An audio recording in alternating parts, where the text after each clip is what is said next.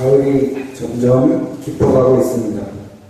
삼해동산의 아름다운 나무와 숲은 서로 어우러지고 조화를 이뤄가며 하루하루 최고의 걸작품을 내놓고 있습니다.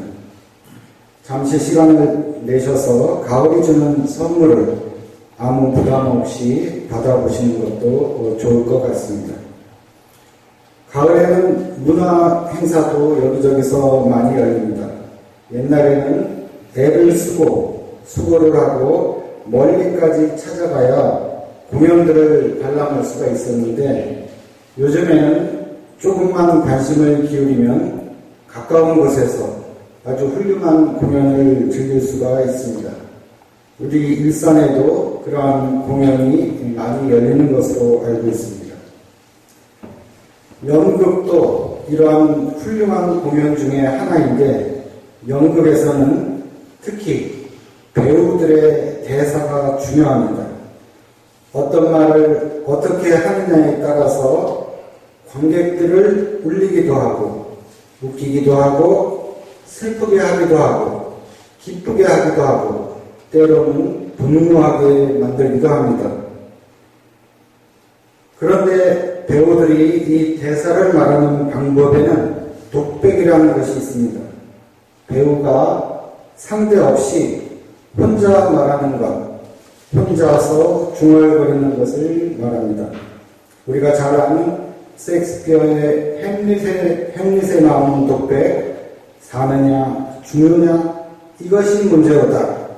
이러한 것은 이러한 독백의 대표적인 예가 됩니다. 반면 독백이 아닌 일반 대사는 상대방과 주거니 받거니 하는 일상적인 대화를 말합니다. 연극에서는 독백이 멋있어 보일 때도 있지만 실제 우리가 일상에서 나누는 대화는 대화 상대가 있어서 그 상대하고 이야기를 나누는 것입니다. 상대방이 아무도 없는데 혼자서 중얼중얼거리고 돌아다니면 어떻겠습니까? 잘못하다가는 정신에 문제가 있는 사람으로 여겨질 수가 있습니다. 실제로 혼자서 중얼중얼거리는 사람들 중에는 정신적으로 문제가 있는 사람도 많이 있다고 합니다. 혹시 혼자서 중얼중얼거리실 때가 있으신가요? 그런데 사실은 우리들도 이렇게 독백 비슷하게 말할 때가 많이 있습니다. 우리 주변에서도 많이 볼 수 있습니다. 저도 가끔 혼자서 이것을 합니다. 이것은 무엇일까요? 궁시렁궁시렁 거리는 겁니다. 이 궁시렁궁시렁은 구시렁거리다라는 혼자서 중얼거리는 것을 이르는 말의 강원도 방언이라고 합니다. 연극에서의 독백이라는 것은 어떻게 보면 이렇게 혼자서 궁시렁궁시렁 거리는 것이라고 볼 수 있습니다. 아무리 문장이 화려하고 내용이 멋있어 보여도 결국 독백이라는 것은 상대방의 응답이 없는 고독한 되뇌이며 자기 속에 갇혀서 헤어나오지 못하는 자기만의 소리일 수가 있습니다. 그렇기 때문에 우리는 일상 속에서 독백이라는 방식이 아니라 상대방과의 대화라는 방식을 통해서 의사소통을 하고 관계를 맺어가며 살아가고 있습니다. 대화를 나눈다는 것은 다른 말로 하면 생생한 관계 속에서 살아가고 있다는 증거입니다. 오늘 읽어주신 누가복음은 예수님께서 스스로 의롭다고 확신하고 남을 멸시하는 몇몇 사람에 대해 말씀해 주신 비유입니다. 이 비유를 통해서 우리는 두 사람의 기도를 볼 수가 있습니다. 하나는 바리새인의 기도이고 다른 하나는 세리의 기도입니다. 결론부터 말씀드려 본다면 바리새인의 기도는 독백, 즉 혼자서 궁시렁궁시렁거리다 끝이 나버린 기도라면 세리의 기도는 대화적인 기도, 하나님과 주고받는 관계 속의 기도라고 할 수가 있습니다. 무엇을 보고 그런 판단을 할 수가 있을까요? 14절에 보면 예수님께서는 이렇게 말씀하십니다. 내가 너희에게 말한다.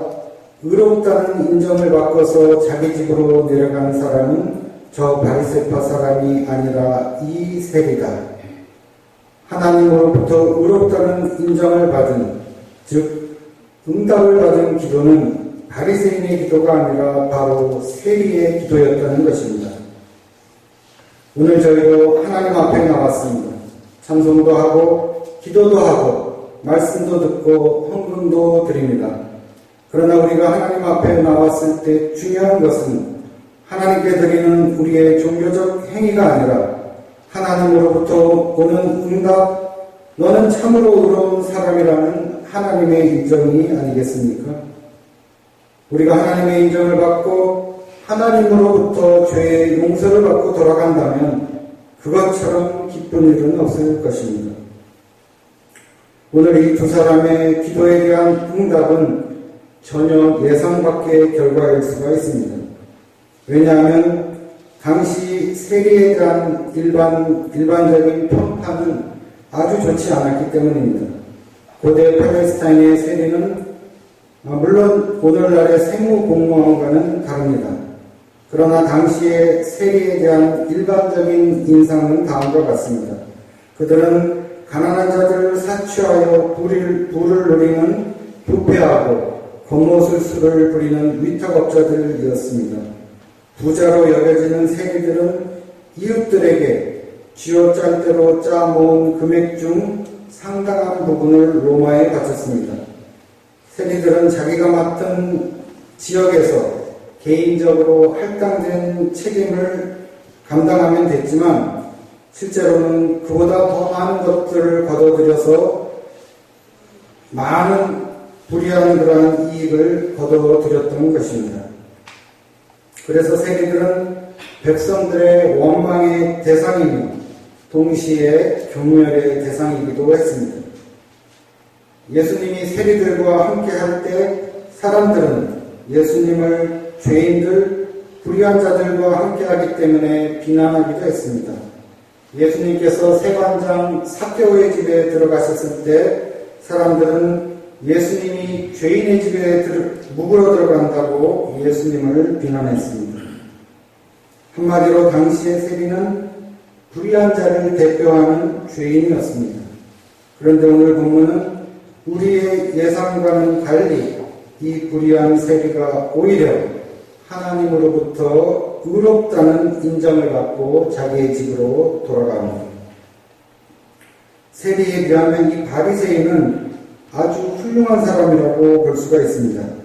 우리는 바리새인들 하면 위선적이고 교만한 사람들이라는 선입견을 갖고 있지만 사실 당시의 바리새인이라고 하면 우리가 쉽게 비판할 수 없는 종교적인 열심과 자부심을 지니고 있던 사람들이었습니다. 바리새인들은 누구보다도 종교적인 사람이었고 종교적 실천에 대해서도 엄격했고 세리와는 달리 자신의 돈에 대해서는 오히려 관대한 사람이었습니다. 오늘 바리새인의 기도의 내용을 보아도 그것을 알 수가 있습니다. 바리새인은 성전에 서서 혼잣말로 이렇게 기도합니다. 하나님 감사합니다. 나는 남의 것을 빼앗은 자나 불의한 자나 가늠하는 자와 같은 다른 사람들과 같지 않으며 더구나 이 세리와는 같지 않습니다. 나는 일에 2번씩 금식하고 내 모든 소득의 11조를 바칩니다. 어떻습니까? 오늘날에도 이 정도의 기도를 자신있게 할 수 있다면 아주 훌륭한 기도이고 종교적 행위에 있어서도 상당한 수준에 있는 사람이라고 평가할 수 있지 않겠습니까? 여기에 비하면 세리의 기도는 별 내용이 없습니다. 13절을 보면 그런데 세리는 멀찍이 서서 하늘을 우러러볼 엄두도 못 내고 가슴을 치며 하나님 이 죄인에게 자비를 베풀어 주십시오 하고 기도합니다. 하늘을 쳐다보지도 못하면서 스스로 죄인이라고 고백하면서 다만 하나님의 자비를 구하고 있을 뿐입니다. 당시의 사회적 기준으로 평가를 했을 때 바리새인은 흠잡을 데 없는 의로운 사람, 존경받는 사람이었고 세리는 백성들의 원성을 사고 멸시를 받는 그러한 불의한 사람이었습니다. 그런데 무슨 이유로 이 바리새인의 기도는 혼자만의 독백으로 끝이 나버렸고 세리의 기도는 하나님과의 대화를 통해 응답을 받고 돌아가는 결과, 그것도 우리의 예측과는 전혀 다른 반대의 결과를 가져오게 했을까요? 우리의 기도는, 지금 내가 하나님께 드리는 기도는 바리새인의 기도인가요? 아니면 세리의 기도인가요? 다시 질문을 드리면, 우리가 기도할 때 바리새인의 기도처럼 나 혼자만의 독백으로 끝나는 기도를 드리기를 원하시나요? 아니면 세리의 기도처럼 하나님으로부터 응답받는 그런 기도를 드리기를 원하시나요? 우리 대부분은 우리의 기도가 세리의 기도처럼 하나님의 응답을 받고 하나님으로부터 의롭다는 인정을 받는 그런 기도가 되기를 원하실 것입니다. 우리가 드리는 기도가 허공을 맴돌고 나 혼자만의 공허한 독백으로 끝나버리기를 원하는 분은 없을 것입니다. 하나님으로부터의 응답을 기대하지 않는다면 사실 이 자리에 우리가 나올 필요도 없는 것이 아니겠습니까? 그러나 질문을 조금 바꿔서 만약에 기도의 응답을 받은 세리의 삶을 살 것인가, 아니면 기도의 응답은 받지 못했지만 바리새인의 삶을 살 것인가라고 물으면 우리는 쉽게 선택하기가 어려울 것 같습니다. 하나님으로부터 의롭다는 인정을 받았지만 세상 사람들의 멸시와 조롱을 견뎌야 하는 세리의 삶을 택할 것인가, 아니면 하나님의 인정은 받지 못했지만 사람의 존경과 높임을 받는 바리새인의 삶을 선택할 것인가의 문제는 결코 쉬운 문제는 아닐 것입니다. 이 질문에 대해 우리가 확실하게 대답을 할 수 있다면 왜 바리새인의 기도는 응답되지 않았고 세리의 기도는 하나님의 응답을 얻게 되었는지를 조금은 이해할 수 있을 것 같습니다. 우리는 기도의 응답은 원하지만 우리의 삶을 뒤집어서 새롭게 하는 데는 주저하고 망설입니다. 내가 그어놓은 적당한 선에서, 내가 확신하는 신념 안에서, 나를 안정되게 떠받쳐주는 시스템 안에서 사람들의 존경과 높임을 받고 살기를 원합니다. 여기에 더하여 하나님의 의롭다는 인정까지 있다면 그야말로 금상첨화가 아니겠습니까? 그러나 여기에 문제가 있고 함정이 있습니다. 의로움의 주체가 하나님이 아니고 바로 나의 경험, 나의 확신, 내가 몸담고 있는 시스템이 되기 때문입니다. 내가 의로움의 주체가 되면 자기 확신 속에서 남을 구별하고 차별하고 멸시하는 그런 함정에 빠지기 쉽습니다. 자기의에 사로잡힌 사람들의 기도는 형식적인 기도이고 외형적인 기도이고 자기만의 기도가 되기 쉽습니다. 요엘서 2장 12절에서 13절은 진정한 기도에 대해 이렇게 말합니다. 지금이라도 너희는 진심으로 회개하여라. 나 주가 말한다. 금식하고 통곡하고 슬퍼하면서 나에게로 돌아오너라. 옷을 찢지 말고 마음을 찢어라. 오늘 디모데후서 4장 6절에서 8절 말씀은 이제 죽음을 얼마 앞둔 사도 바울의 고백입니다. 나는 이제 세상을 떠날 때가 되었습니다. 나는 선한 싸움을 다 싸우고 달려갈 길을 마치고 믿음을 지켰습니다. 이제는 나를 위하여 의의 면류관이 마련되어 있습니다. 의로운 재판장이 그것을 나에게 주실 것입니다. 그러나 나에게만이 아니라 주님께서 나타나시기를 사모하는 모든 사람에게 주실 것입니다. 어떻게 보면 앞서 읽은 바리새인의 기도처럼 보일 수도 있습니다. 사도 바울이 자기 자랑을 하는 것처럼 보일 수도 있습니다. 선한 싸움을 다 싸웠고 달려갈 길을 마쳤고 믿음을 지켰다면, 그래서 나를 위해서 의의 멸관이 예비되어 있다는 그러한 자기 확신처럼 보이기도 합니다. 그러나 바리새인의 기도와는 차이가 있습니다. 지금 바울은 성전에 서서 고백하는 것이 아니라 감옥에서 고백하는 것이고, 저 세리와 다르다는 우월감에서가 아니라 나에게만이 아니라 주님을 사모하는 모든 사람에게 의의 멸관이 예비되었다는 믿음의 격려를 하고 있는 것입니다. 자기 스스로 의롭다고 확신하던 바리새인의 기도와는 분명 차이가 있습니다. 그런데 이 바울은 누구입니까? 유대인 중에 유대인이요, 바리새인 중에 바리새인이 아니었습니까? 바리새인으로서의 자기 의와 자기 확신에 차서 유대교라는 종교적 시스템에 도전하는 저 예수 믿는 사람들을 정죄하고 핍박하고 감옥에 가두는 일을 하던 사람이 아니었습니까? 저 예수 믿는 사람들과 같지 않음을 하나님께 감사하고 그들과 구별됨을 자기의 의로 삼았던 사람이 바로 이 바울이었습니다. 오늘 살펴보았던 바리새인의 기도는 어쩌면 바울이 성전에서 늘 드리던 바울의 기도였을 수도 있습니다.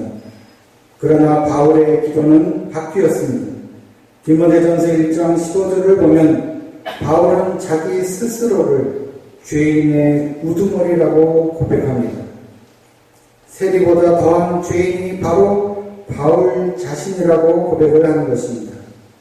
바리새인 중에 바리새인에서 죄인의 우두머리로 바울은 변하게 된 것입니다. 무엇이 바울을 변하게 했고 무엇이 바울에게도 바울의 고백을 이처럼 극에서 극으로 변하게 했을까요? 그리고 이러한 바울의 변화를 통해서 얻어진 결과는 어떤 것이 있었을까요?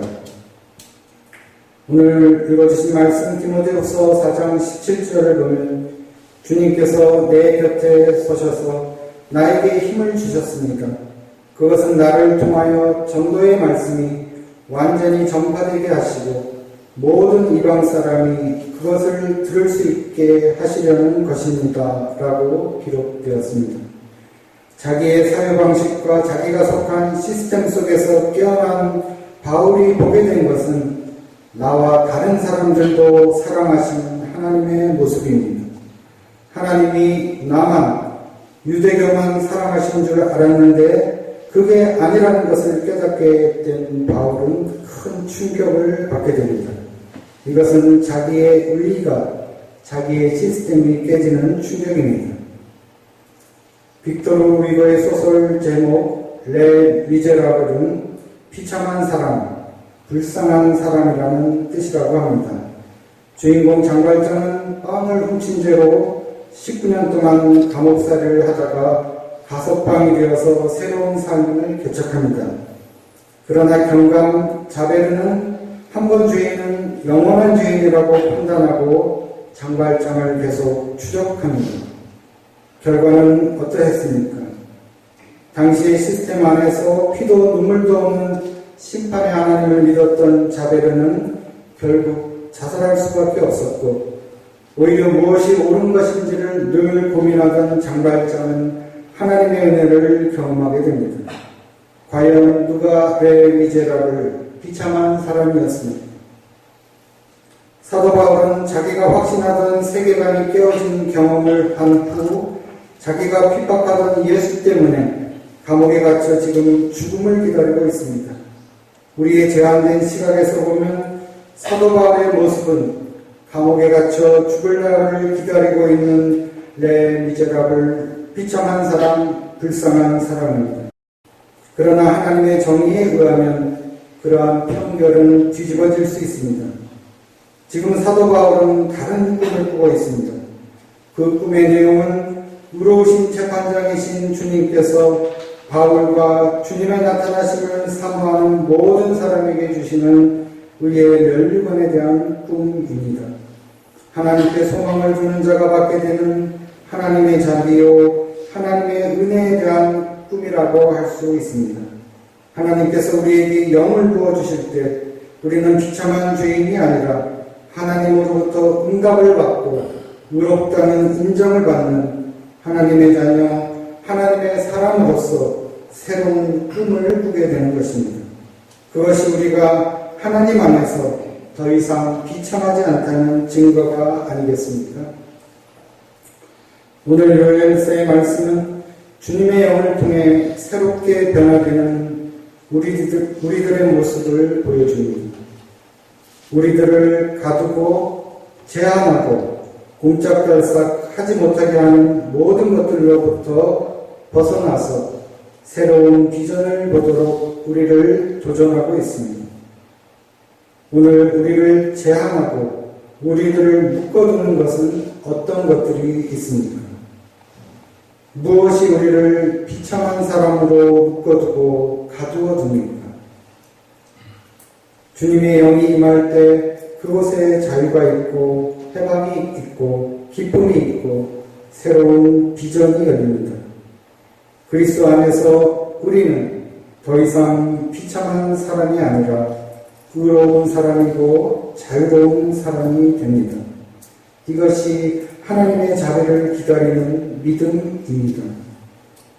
요엘서 2장 28절 29절을 다시 읽으며 말씀을 정리하겠습니다. 그런 다음에 내가 모든 사람에게 나의 영을 부어주겠다. 너희의 아들, 딸은 예언을 하고 노인들은 꿈을 꾸고 젊은이들은 환상을 보일 것이다. 그때가 되면 종들에게까지도 남녀를 가리지 않고 나의 영을 부어주겠다.